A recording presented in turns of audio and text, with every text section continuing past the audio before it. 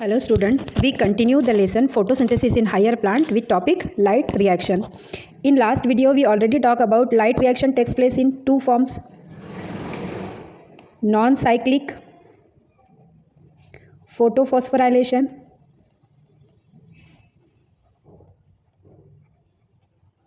and cyclic photophosphorylation.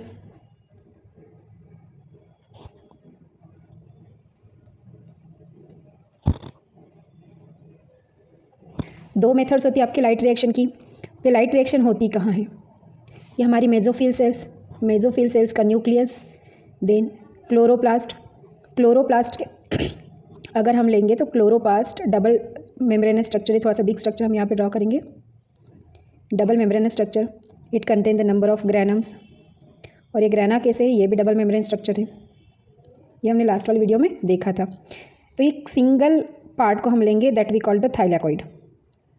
थाइलैकॉइड कैसा है? ये डबल मेम्ब्रेनस स्ट्रक्चर है, अंदर आपका हॉलो स्ट्रक्चर है, that inner part we called lumen. And ये जो मेम्ब्रेन है थाइलैकॉइड की मेम्ब्रेन, थाइलैकॉइड मेम्ब्रेन में कुछ फोटो सिस्टम आपके लगे हुए हैं। ये फोटोसिंथेटिक जो पिगमेंट है वो यहाँ पे लोकेटेड है, पिगमेंट थाइलैकॉइड मेम्ब्रेन के अंदर लोकेटेड है। अब इसी को थोड़ा सा हम बड़ा सा व्यू बना के ड्रॉ करने की कोशिश करते हैं। यहाँ पे ये हमारा क्लोरोप्लास्ट, और इसमें मैं एक ही थाइलैकॉइड ले रही हूँ, थोड़ा बड़ा ड्रॉ कर रही हूँ जिसकी वजह से हमें क्लियरली सीन हो जाए। यहाँ पे एक हमारा पिगमेंट लगा हुआ है। अब पिगमेंट एक्चुअली कैसे है? पिगमेंट का स्ट्रक्चर है यहाँ पे, नंबर ऑफ द पिगमेंट्स है आपके, हमें पता है फोटोसिंथेसिस में बहुत सारे पिगमेंट वर्क करते हैं। Chlorophyll A, chlorophyll B, C, D, E के complex as well as xanthophyll, carotenoids सभी है आपके। ये वर्क कर रहा है फोटोसिस्टम 1, इसे हम बोलेंगे फोटोसिस्टम 1। वेवलेंथ क्या है? फोटोसिस्टम आपका 700 नैनोमीटर की वेवलेंथ को कैप्चर कर सकता है। दूसरी जगह पे लोकेटेड है आपका फोटोसिस्टम 2। फोटोसिस्टम 2 आपका कैप्चर कर रहा है 680 नैनोमीटर की वेवलेंथ को। 680 700 नैनोमीटर क्या है? हमने लास्ट वीडियो में देखा था आपका 400 to 700 नैनोमीटर के रेंज में जो वेवलेंथ है वो कहलाता है हमारा विजिबल स्पेक्ट्रम। तो इस विजिबल स्पेक्ट्रम के अंदर जो जितनी भी वेवलेंथ आती है ये सभी की सभी यहाँ पे एब्जॉर्ब आपकी की जाएगी फोटोसिस्टम 1 में और फोटोसिस्टम 2 में। यहाँ पे एक और आपका लगा हुआ रहता है एक part, that we called the ATPase. ATPase हमने देखा है किस तरह का रहता है आपका, इस तरह का कुछ गर्डल लाइक पार्ट रहता है जिसे हम F0 बोलते हैं, F0, एंड नीचे भी आपका इस तरह से फॉर्म रहता है, इसे हम बोलते हैं F1। तो ये बनेगा आपका F0 F1, इस फॉर्म में वो लोकेटेड रहता है। अब हम नेक्स्ट पेज पे जरा फोटो सिस्टम को डिटेल में देखते हैं। इसके ऊपर जब सनलाइट आपकी गिरती है देन आपका वो लाइट एनर्जी से एटीपी में कन्वर्ट कर रहा है। तो लाइट रिएक्शन काय के लिए की जाती है? जनरली लाइट रिएक्शन का यूटिलाइजेशन होता है ATP formation as well as NAD. Now we see the first reaction of light reaction, that is the non-cyclic photophosphorylation और Z scheme. Non-cyclic photophosphorylation का मेन फॉर्मेशन क्या है, मेन रीज़न क्या है? ATP formation, NADP formation, ATP, MNAP, DPH2 ये क्या है आपके एनर्जी करेंसी है, and photolysis of water. These are the major event in non-cyclic photophosphorylation. Non cyclic photophosphorylation फिर से हम देखेंगे। ये हमारा ल्यूमेन थाइलैकॉइड के मेम्ब्रेन है। थाइलैकॉइड के मेम्ब्रेन में हमने देखा था आपके एनर्जी करेंसी लोकेटेड रहती है in the form of pigment. तो ये हमारे पिगमेंट है। First non cyclic photophosphorylation start होता है आपका फोटो सिस्टम सेकंड से, एंड फोटो सिस्टम सेकंड आपकी वेवलेंथ एब्सॉर्ब करता है 680 के नैनोमीटर की। सबसे ऊपर लोकेटेड है क्लोरोफिल ए या क्लोरोफिल बी, दोनों में से कुछ भी होगा। जब सनलाइट एनर्जी आपकी फोटोन के फॉर्म में इस रिएक्शन सेंटर पे गिरती है, ये फोटोन के फॉर्म में एनर्जी गिरेगी। तो फोटोन के फॉर्म में गिरती है, हमें पता है कि सनलाइट में फोटोसिंथेसिस में एनर्जी कौन सी यूज़ कर रहा है? ये एनर्जी यूज़ हो रही है यहाँ पे visible spectrum, and visible spectrum की रेंज है 400 नैनोमीटर से लेके 700 नैनोमीटर के पास। इसके ऊपर क्या है? अल्ट्रावायलेट रेज है, इसके नीचे क्या है? इंफ्रारेड रेज है, एक्सरे है। ये infrared rays, ultraviolet rays, X ray इनको किसी को भी कैप्चर नहीं कर पाते हैं फोटोसिंथेटिक पिगमेंट सिर्फ विजिबल स्पेक्ट्रम के अंदर जो वेवलेंथ है उसी को कैप्चर करते हैं। तो क्लोरोफिल ए की अगर ए और बी सभी में कॉमन है, हमें पता है ए और बी की हम बात करेंगे तो ये दो वेवलेंथ को बहुत अच्छे से एब्सॉर्ब करते हैं। एक तो है रेड वेवलेंथ और दूसरी है ब्लू। बट रेड और ब्लू के अलावा बाकी के कलर्स का क्या है, क्योंकि हमारी जो वाइट लाइट है sunlight it is made up of 7 colours ना, बिग बोर जिसे हम बोलते हैं आपके 7 कलर से प्रिपेयर्ड है। तो येलो है, ग्रीन, ऑरेंज, इंडिगो, वॉयलेट, ये कलर्स को कौन एब्सॉर्ब करेगा? आपकी सनलाइट का एक भी मॉलिक्यूल्स वेस्ट नहीं जाता विजिबल स्पेक्ट्रम के अंदर का, हर एक फोटोन को एब्सॉर्ब किया जाता है। क्लोरोफिल ए और बी तो ठीक है रेड और ब्लू को आपका एब्सॉर्ब कर रहे हैं, बट उनके लिए दूसरे फोटोन को एब्सॉर्ब करते हैं दूसरे pigment like carotenoids, like xanthophylls, like आपके फाइकोसाइनिन, ये जो दूसरे पिगमेंट है ये आपके सनलाइट को एब्सॉर्ब करेंगे। एंड ये सब क्या है, ग्राउंड स्टेट में अभी स्टेबल है। जब सनलाइट फोटोन के फॉर्म में इनके ऊपर गिरेगी तो एक्साइटेड हो जाएंगे। एक्साइटेड होते तो वो अपर ऑर्बिट में आपके जंप करते हैं, बट अपर ऑर्बिट में जंप करेंगे देन फिर से ग्राउंड स्टेट में आ जाएंगे। तो अपर ऑर्बिट में जंप करने के बाद जब ग्राउंड स्टेट में आते हैं तो वो अपने इलेक्ट्रॉन लूज करते हैं और सामने वाले पर्सन को देते हैं, सामने वाले आपका जो पिगमेंट है उसको देते हैं।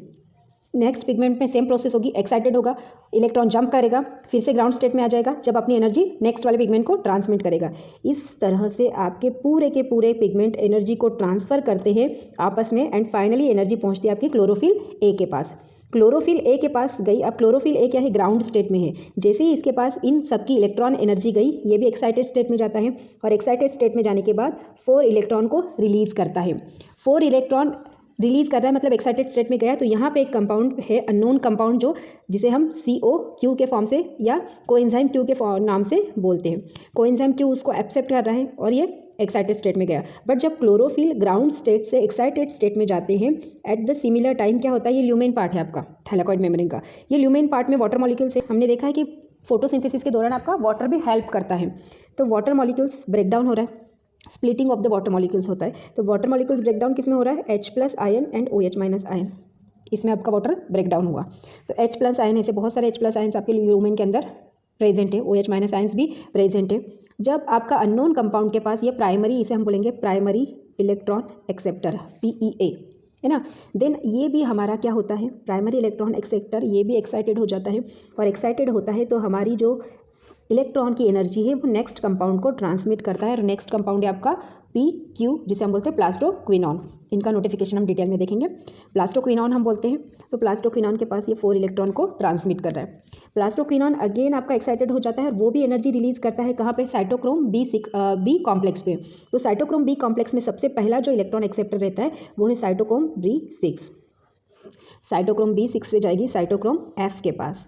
बट साइटोक्रोम B6 से जब साइटोक्रोम F के पास आपकी ये 4 इलेक्ट्रॉन ट्रांसमिट हो रहे हैं, उस दौरान एक ADP के साथ इनऑर्गेनिक फॉस्फेट जॉइंट होके आपका एक ATP यहाँ पे सिंथेसाइज्ड हो रहा है इस रिएक्शन के दौरान, जब इलेक्ट्रॉन यहाँ पे ट्रांसमिट हो रहे हैं। देन इलेक्ट्रॉन अगेन ये एक्साइटेड होगा साइटोक्रोम F और वो जाएगा आपका प्लास्टोसाइनिन के पास। 4 इलेक्ट्रॉन गए आपके प्लास्टोसाइनिन के पास। प्लास्टोसाइनिन से ये इलेक्ट्रॉन जाएंगे, ये 4 इलेक्ट्रॉन फिर से आपके जाएंगे रिएक्शन सेंटर 1 के पास जो हमारे थैलेकॉइड मेम्ब्रेन में ही लगा है। यहाँ पे भी ऊपर आपका क्लोरोफिल A या B बैठा है और बाजू में आपके सब दूसरे जो भी पिगमेंट है कैरोटिनॉइड, ज़ैंथोफिल, ये बैठे हैं। ये हमारा PS1 नैनोमीटर कौन से रेंज की है, 700 नैनोमीटर की रेंज को एब्सॉर्ब करता है, मतलब similarly red light and blue light. बाकी के lights absorb by the other pigment. ये जो सनलाइट इनके ऊपर भी जा रही है, यहाँ से 4 इलेक्ट्रॉन फोटो सिस्टम 1 के पास गया। इसके अलावा ये सनलाइट के फोटॉन्स भी इनके पास गए, आपस में इनमें भी इलेक्ट्रॉन की ट्रांसमिशन हो रहा है एंड फाइनली इलेक्ट्रॉन पहुंच रहे हैं आपके क्लोरोफिल B के पास या क्लोरोफिल A के पास। ये again undergo in the excited state, ground state में था, एक्साइटेड में चला गया। एक्साइटेड में चला जाने के बाद यहाँ पे जो प्राइमरी इलेक्ट्रॉन एक्सेप्टर है वो आपका चेंज हो जाएगा। ये है आपका ferredoxin reducing substance. Ferredoxin reducing substance ये आयरन का कंपाउंड है। यहाँ पे 4 इलेक्ट्रॉन आपका रिलीज कर रहा है, ये इसको एक्सेप्ट कर रहा है, प्राइमरी इलेक्ट्रॉन एक्सेप्टर। यहाँ पे फोटो सिस्टम 2 में चेंज था, फोटो सिस्टम 1 में चेंज है। Then primary ferredoxin reducing substance से फिर से 4 इलेक्ट्रॉन एक्साइटेड स्टेट में जाएंगे, एब्सॉर्ब करेगा या एक्सेप्ट करेगा फेरेडॉक्सिन। फेरेडॉक्सिन के पास जब इलेक्ट्रॉन जाते हैं देन फाइनली वो एक्सेप्ट किया जाता है NADP रिडक्टेज से, DP रिडक्टेज। रिडक्टेज मतलब रिडक्शन डिवीजन हो रहा होगा, रिडक्शन हो रहा होगा। और रिडक्शन मीन्स क्या होता है, reduction means addition of hydrogen. तो इसके साथ एडिशन ऑफ हाइड्रोजन हो गया 2 NAD PH+ ऐड हो गया। जब इसके पास H+, ये कहाँ से है H+, ये अब आपके स्ट्रोमा से आएंगे इसके पास, बट इसमें वो इलेक्ट्रॉन फिर से आपका रिलीज़ करेगा 4 इलेक्ट्रॉन, ये भी आपका एक्साइटेड स्टेट में जाएगा। और ल्यूमेन के अंदर क्या होगा, ल्यूमेन के अंदर भी आपके 4 इलेक्ट्रॉन भेजेगा। अब ल्यूमेन के अंदर प्रोसेस हो रही है, ये 4 इलेक्ट्रॉन जो हमारे NADP रिडक्टेज से आए हैं ये ज्वाइन हो जाएंगे 4 OH आयन से, जो फोटोलिसिस ऑफ वाटर के दौरान ब्रेक डाउन हुए हैं, और क्या बनेंगे 4 OH पॉजिटिव आयन। ये 4 OH पॉजिटिव आयन रीअरेंज हो जाएंगे और ये आपके 2 मॉलिक्यूल्स ऑफ वाटर प्रिपेयर कर रहे हैं और 1 मॉलिक्यूल ऑफ ऑक्सीजन प्रिपेयर हो रहा है। मीन्स आपका इस फोटोलिसिस ऑफ वाटर से NADP से इलेक्ट्रॉन लेके यहाँ पे वाटर का फॉर्मेशन हुआ, यहाँ पे वाटर का फॉर्मेशन हुआ, यहाँ पे ऑक्सीजन का फॉर्मेशन हुआ। कहाँ पे, lumen area of thylakoid, thylakoid के ल्यूमेन एरिया में आपका ऑक्सीजन का फॉर्मेशन हुआ by the photolysis of water. ये देखो प्रोसेस कुछ Z शेप दिखाई दे रही है, PS2 से स्टार्ट हो रही है, PS1 पे एंड हो रही है, Z जैसा स्ट्रक्चर प्रिपेयर कर रही है, इसलिए उसको Z स्कीम कहा जाता है। साइक्लिक वे नहीं दिखाती है। Primary electron acceptor and final electron acceptor अलग है। प्राइमरी इलेक्ट्रॉन एक्सेप्टर यहाँ पे साइटोक्रोम Q है एंड यहाँ पे फाइनल इलेक्ट्रॉन एक्सेप्टर क्या है, NADPH2, ये वाला आपका फाइनल। तो इस तरह से ये प्रोसेस कहलाती है आपकी नॉन साइक्लिक फॉस्फोराइलेशन। किसके लिए हो रही है, for the formation of ATP, NADPH2 and photolysis of water. 3 चीज़ों के लिए आपकी नॉन साइक्लिक फोटोफॉस्फोराइलेशन रिएक्शन हो रही है। Now we talk about the cyclic photophosphorylation. Firstly, we see the definition of the cyclic photophosphorylation. The process of synthesis of ATP from ADP in presence of light during this process there is a cyclic transfer of electron. This process we called cyclic photophosphorylation. Why we called it cyclic photophosphorylation? Because the initial electron donor and final electron acceptor is same. Non cyclic में हमने देखा था electron donor जो है initially वो PS2 है and final acceptor है PS1 system है, जबकि यहाँ पे PS1 में इनिशियल डोनर भी PS1 का रिएक्शन सेंटर है एंड फाइनल एक्सेप्टर भी PS1 का रिएक्शन सेंटर है। Now we see the cycle of the cyclic photophosphorylation. It is also start from the pigment. These are located in the thylakoid membrane and there are number of the pigments are present there and the upper of it the chlorophyll A or chlorophyll B is located और बाकी नीचे उसके xanthophyll, carotenoids and phycobilins other pigments are there. Similarly, like a non-cyclic, they also trap the light energy from the sunlight and due to taken the light energy from the sun they are undergoing excited state. Excited state में जाने के दौरान जो electron lose करते हैं and जब वो again excited state से ग्राउंड स्टेट पे आते हैं तो अपनी एनर्जी दूसरे मॉलिक्यूल्स को या दूसरे पिगमेंट को ट्रांसफ़र करते हैं, आपस में ही इलेक्ट्रॉन की कैच कर रहे हैं एंड फाइनली सभी इलेक्ट्रॉन किसके पास जाएंगे, क्लोरोफिल ए के पास। क्लोरोफिल ए यहाँ पे ग्राउंड स्टेट में है, जैसे ही इलेक्ट्रॉन बाकी के पिगमेंट से इलेक्ट्रॉन इसके पास आ जाते हैं, ये इलेक्ट्रॉन आपका एक्साइटेड स्टेट में चला जाता है। एक्साइटेड स्टेट में जाने के बाद ये आपका इलेक्ट्रॉन रिलीज करा है and that electron is accepted by first primary electron acceptor that we called FRS. The full form of FRS is ferredoxin reducing substance. Ferredoxin reducing substance the primary electron acceptor.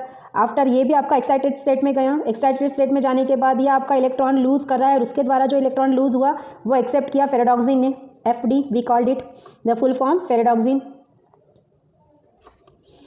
ये भी हमारा फिर से excited जाएगा और excited से फिर जब इलेक्ट्रॉन लूज करेगा तो इलेक्ट्रॉन पहुंचेगा आपका साइटोक्रोम कॉम्प्लेक्स के पास and in case of cytochrome complex सबसे पहले आपका इलेक्ट्रॉन को एक्सेप्ट करता है cytochrome B6. But during this process जब FAD से फेरेडॉक्सिन से साइटोक्रोम B6 के पास इलेक्ट्रॉन जाता है उस दौरान 1 ADP join with 1 inorganic phosphate and form 1 ATP. Again cytochrome B6 से आपका एक्साइटेड स्टेट में जाएगा, ये भी इलेक्ट्रॉन लूज करेगा एंड फाइनली आपका इलेक्ट्रॉन पहुंच जाएगा साइटोक्रोम F के पास. During this process also 1 ATP is formed by the combination of ADP plus IP that is the inorganic phosphate 1 ATP molecule form और प्रिपेयर्ड। साइटोक्रोम F आपका excited state में गया, electron को आगे transfer कर रहा है एंड उसको आपका एक्सेप्ट किया प्लास्टोसाइनिन के द्वारा। प्लास्टोसाइनिन ने उसको एक्सेप्ट किया, अगेन ये आपका एक्साइटेड हो गया एंड फाइनली ये एक्साइटेड इलेक्ट्रॉन फिर से आपका पहुंच जाता है रिएक्शन सिस्टम और फोटो सिस्टम 1 के पास। फोटो सिस्टम 1 ही आपकी साइक्लिक प्रोसेस में जाती है। रेंज क्या है फोटो सिस्टम 1 की? वेवलेंथ की रेंज है 700 नैनोमीटर। 700 नैनोमीटर तक की विजिबल रेंज को ये आपका एब्सॉर्ब कर पाता है। इस तरह से इलेक्ट्रॉन का जो ट्रांसमीटर हो रहा है ये साइक्लिक वे में हो रहा है। Initial electron donor and final electron acceptor same है, रिएक्शन या PS आपके 1, इसकी वजह से इसको साइक्लिक फोटोफॉस्फोराइलेशन कहा जाता है। इन case of light reaction, one time cyclic photophosphorilation takes place, another time non-cyclic photophosphorilation takes place, means alternatively आपके cyclic and non-cyclic photophosphorilation होते रहते हैं। इसमें एक इलेक्ट्रॉन एक्साइटेड होता है जबकि नॉन साइक्लिक में आपके 4 इलेक्ट्रॉन एक साथ एक्साइटेड होते हैं। Now we talk about the difference between cyclic and non cyclic photophosphorylation. Difference between cyclic and non-cyclic photophosphorylation. The first difference is that cyclic photophosphorylation, or it is performed in all autotrophs, means green plant as well as bacteria which are undergoing photosynthetic process.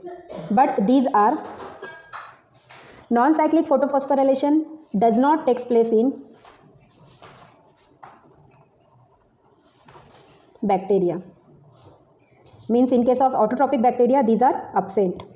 The second one, it involves